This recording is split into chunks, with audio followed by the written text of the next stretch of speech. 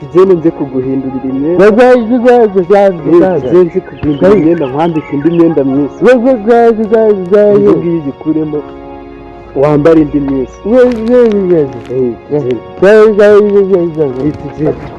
tugende nze kwambarira kuguhindurira imyenda wambara indi myenda myiza umeze neza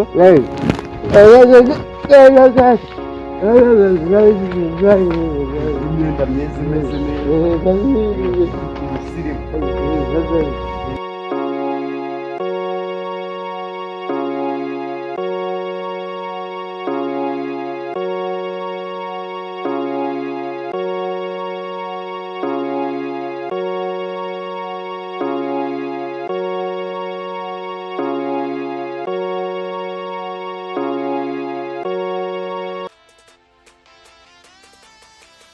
mwiriwe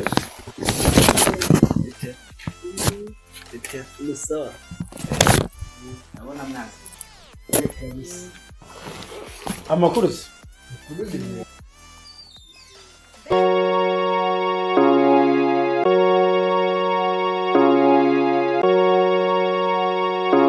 nizere ko ariko iby'ibanze mubizi ibisanzwe turabizi twanaje tubitwaje n'ikigeni njyewe banyita singize imana Emmanuel mwe wowe bakwita turakoze umwe boss mukuru we musore bakwita neza Claude okay iby'ibanze rero niba mubizi nta n'ikigoye kibiri musubiyo boss agiye kuza mu kanya zine nshingano ubwo rero ibindi byimbitse murabimenyeshwa mu kanya hari ikibazo cyangwa yenda umuntu waba ufite ikibazo yambaza nkamusubiza akaza kuza ameze neza honete hari ikibazo nta kibazo hariya Claude hari ikibazo wapi nta kibazo okay byiza cyane ubwo rero kandebe utegereze ndabona habura umunota umwe ngo agere hano ugarashe nta kibazo harya ngo witwa Claude nta nubwo nakumenya noneho urifate mu mutwe nise nyuma y'uko uriya muntu aje kutuganiriza ubu koko urumva ari amahirwe ufite wakigera we nshingiye ku byo yambwiye ushaka akazi bisaba ndebye neza ndabona ibisabwa byose mbyujuje neza mbese erega mani na smart irakora niba udasa neza ubwawe urabona aha hantu koko wahakora kagusa neza se yimba akazi kataratangira akazi ni nkabona zaze sa neza ahubwo ntubure kumwitwaraho uri sure se yuko uri bukabone njyewe mu mutima wanjye ndiyizeye ko ndi bukabone kuko se urareba dokima nazanye cyane kuri ntacyo mwijeje ko ushatse wanabyihorera oya icyizere ndagifite sawa ubwo ngubwo nutawe uri kurira ntugire ngo sinakuburiye ngende nkawe naba nkoramo akanjye buri oya imana niyo ibizi byose njyewe ndakabona ndabyiyizeye dutegereze boss aze dutegereze turebe ahubwo se wowe afashe neza ko akazi ninkabona nawe nzakabuha. Uzabona wowe wabona akazi njye nkakabura koko. Ubu nabyizeye. Noneho ikirenzeho genda umukobwa wari umuhungu amahirwe mfite yo kukabona. Reka ibyo bintu mu Rwanda barabiciye, ntabwo bikiriho byo kuvuga ngo abakobwa nibo babona akazi cyangwa se. Komeza wizigize bro, we ntabwo ubizi. Haba bosi umva kuba uri umukobwa aricyo kintu gikonje. Bosi wacu ndamwizeye ntabwo yabikora, aragendera ku bintu bisa wapi nta naho muzi sinanamubona, ariko ndakeka nyine naza nkamwereka seve yanjye mfite arahita abyemera. We mu kanya bosi naza urabubibona. Hello?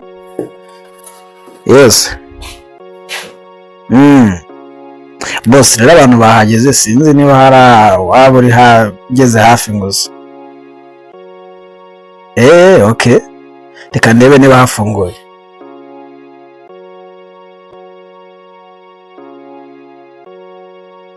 Ya, rafiki. Akazi kararyoshye.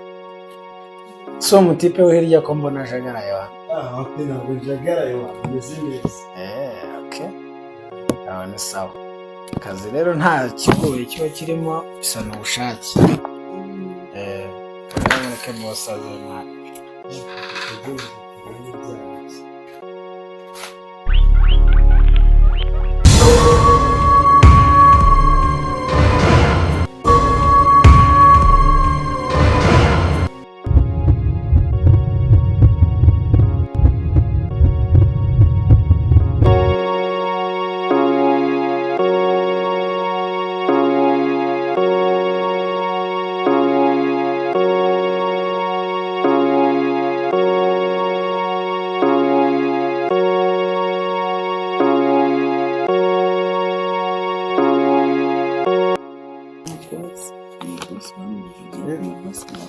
Hanze ndamuzi twarahuye ari wafunguriye ari gusaba gusa ku muhanda, ahubwo natunguwe kabisa kubona ari we boss. Akazi ndakabuze n'ukuri. Akaretse akazi usira kabura gute mukabona ho Usanga cyicaye ku muhanda cyangwa boss. Ntazagiye mugira neza ko kugira neza nta kibitwara. Wabona umuntu yicaye aho ku muhanda ngo ugiye kumugirira neza nawe utigiriye neza. Ese ugomba gufungura ku muntu wese. Siko nawe abatariremye nyine Mana kuba yabiremye kuriya, ahubwo natunguwe kabisa.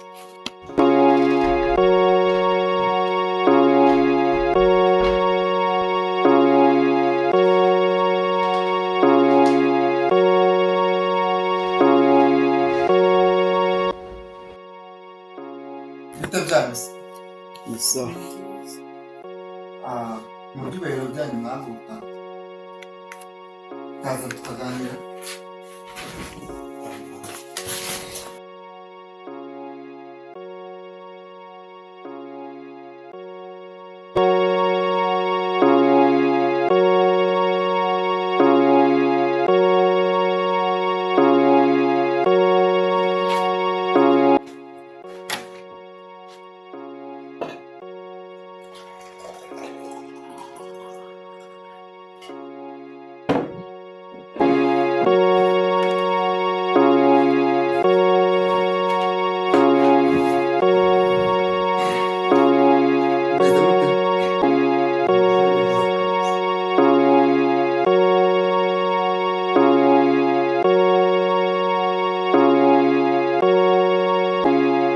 Mwaje mwiteguye se?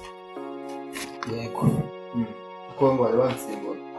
Aya ntabwo nagusimbuye nakoze inshingano zanjye. Nawe muriteguye? Yego. Okay. Okay. Ndumva icya mbere bakibabwiye. Umuntu witwa Honete ni we. Njyewe. Aho umuntu witwa Emmanuel ni we. Ni njyewe. Okay. Witwa Claude. ni njyewe. Okay. Ndakeka uyu muhungu yababwiye gahunda z'akazi ko zigenda, ko gakorwa, ndakeka mubizi neza. Byose turabizi. turabizi. Bamwe na bamwe ndabona amaso ataraye. Yes. Hari unzi muri mwebwe? Ntabwo amazina tuyasi. Ntabwo wenda muzi amazina yanjye ariko muranzi mu buzima busanzwe, sibyo? Ntabwo muzi. Okay, birashoboka ko waba utanzi, nta kibazo. Umwanya dushaka rero turashaka umwanya w'umuntu umwe.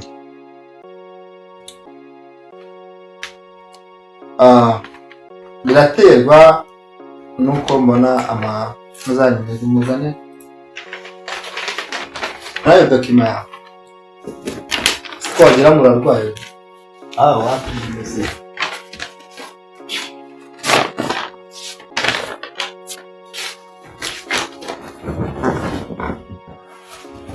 Okay. Manager, akira aya madokima. Nyaba nimba byuzuye umbwire niba ariya mukode niwe yakubwiye.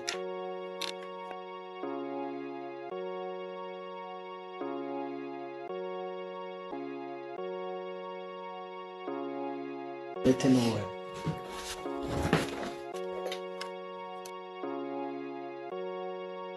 Rwose usibye ko uwitwa Honete ntabwo yashyizeho nimero y'irangamuntu, sinzi niba ari umunyarwanda cyangwa atari umunyarwanda. Okay boss, nk'uko nari mbikubwiye rero, mu makosa ndebye hano Honete sinwe nimero y'irangamuntu, niba ari umunyarwanda simbizi nawe. Honete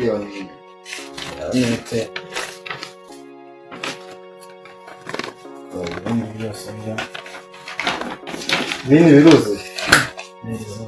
Ntabwo uri iyawe utari kubura ko Honete si ibyo bene irangamuntu ari kubonekamo gusa, ariko ibintu byose nabona byose urabyujuje, umukobwa mwiza. Okay, mu bigaragara rero ngiye kunze kubibona ntabwo ari wabyiyandikiye, kuko ntabwo wakwiyandikira ibintu byawe gusa irangamuntu kandi nayo uri kubibona byanditse. Bigaragara mwareba uko bimeze cyangwa mukamubaza kuko nawe hibereye simbizi. Okay,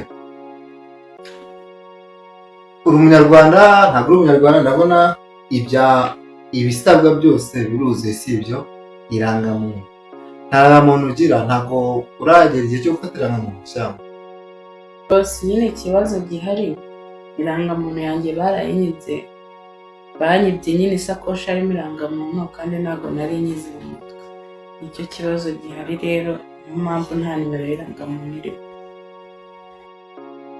rero Honete, kukwiba irangamuntu ntabwo bikwiye ko wajya ku kagari cyangwa se ku murenge bakongera baguha indi rangamuntu. Ntibinakuyeho ko wari gushyiraho nimero z'iyo rangamuntu wari ufite, ku buryo nyine umuntu muri raporo utanga ugatanga raporo yuzuye. Kwaguha akazi tuzi muri buri giki biki. Naho nyine waje gusaba akazi? Naradekaraye irangamuntu ntabwo barayinsubiza. Nicyo kibazo cyabaye nyine nuko nta rangamuntu nashyizeho. Akubwo mubaye mumaye amahirwe nabona irangamuntu nkayibaza mu makuru.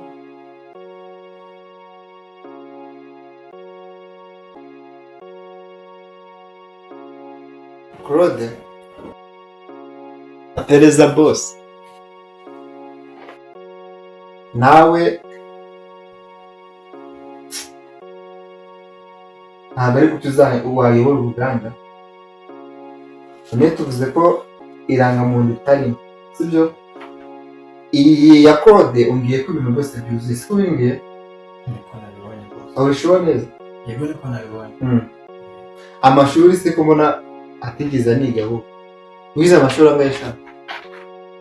Ego narize.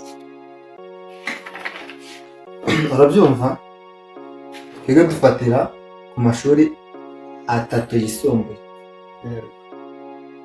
Noneho hano ndabona mu mashuri yawe rwose ndabona nta na kimwe washyizeho rwose, nta na kimwe washyizeho. narize amashuri ndayafite, ahubwo nuko byandenzeho sinyasireho, ariko iyo ndayafite nta kibazo. Okay, reka mubaze. No mu kazi ugiye gukora uzajya uvuga ngo byandenzeho kuba nari gukora ibi n'ibi byandenzeho, ni uko uzajya ukora akazi? Wapi, akazi ko ni ukugakora neza ntashyizeho umutima, nta kinyirukasi.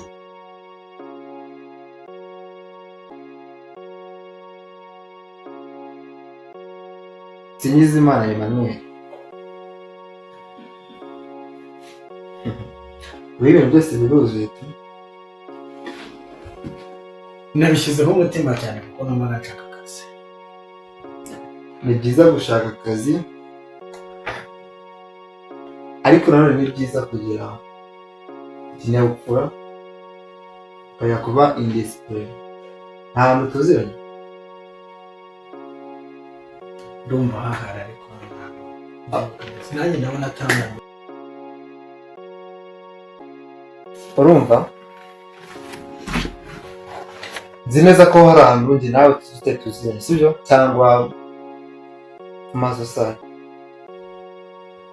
Harahara ariko ndabona atari ubwa mbere mubonye, ariko harahara uko biri kose. Rero Emi, Harame byari byiza gukora akazi,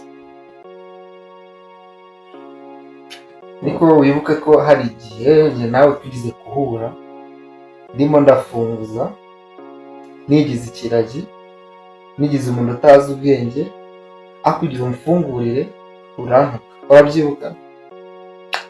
bose rega hari n'umuntu akora ibibazo byinshi mu rugo, ariko nta bundi bugome buba. N'ubutaha ujye umenya guha umuntu agaciro uko yaba ameze kose, kuko ejo cyangwa ejo bundi ntabwo ubuza kuba muzagira ute, muzahurira. Yego, byose biruzuye, ariko ikigutsinze ni uko uri indisipurine. murakoze. Numva dore umuryango ndabona urafunguye, ntabwo wafunze. Uzashaka akazi ahandi, gira ibyawe, kandi warakoze kunsuzuma. Murakoze cyane.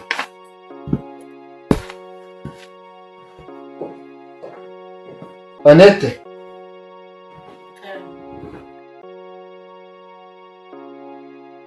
waza hano.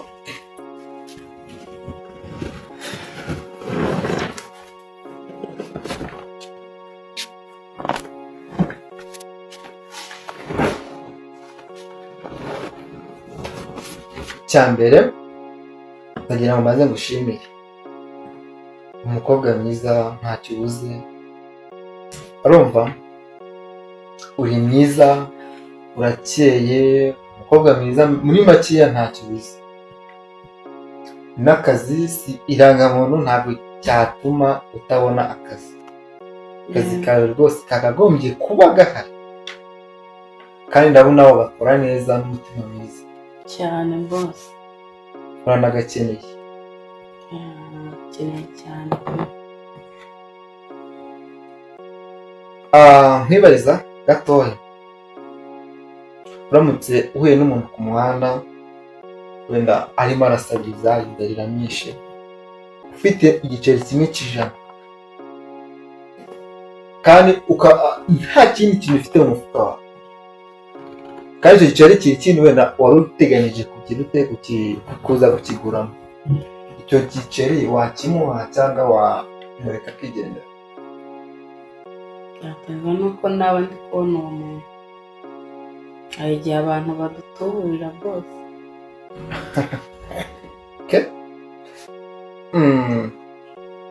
Nubwo wavuze ngo ntabwo nzi, ntiwirengagize ko hari ahantu wasanze ndimo ndafunguza funguza kuko nari mbuze amafaranga, nagira ngo ndebe abantu tubana mu bandi uko bameze, niba ushobora kugira ikibazo runaka umuntu akagufasha. Ariko wasuritse nk'usunika muri regore nk'uri gusunika umwanda hirya,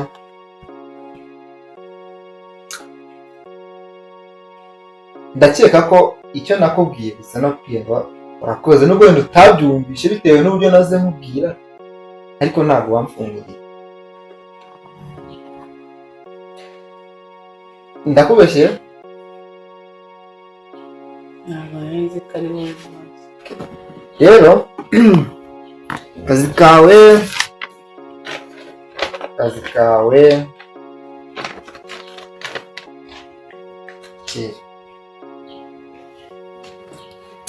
kawe sohoka, umuryango urafunguye, tuzahora mu bundi buzima.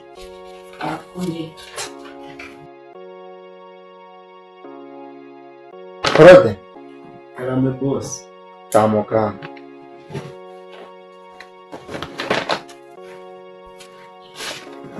Hanze ukora ashaka umuntu w'umugabo. Wamfashije utazi n'icyo ndicyo. Gufasha umuntu se ko ari ibintu bibaho, ntabwo umuco wa kinyarwanda biremewe. Hanyuma akazi nonaha ugomba guhita uhindura imyenda ugakora, ntabwo ugisubiye mu rugo. Murakoze cyane, nzabikurikirana neza, akazi nari nkakeneye cyane. Ujye ukomeza ugire umutima wo gufasha. Wowe ndawuhora. Murakoze cyane, kandi icyizere mungiremo mu akazi, nanjye nzabereka ko ntashoboye. Aya nta kibazo, genda ujye kureba bagufasha kuri reception, ugere kontabule nyine ibintu byose abishyire ku murongo. Murakoze, ntakerekana. Bakoze ni ibi ngibi uba ugomba kwitura umuntu wese wakugiriye neza.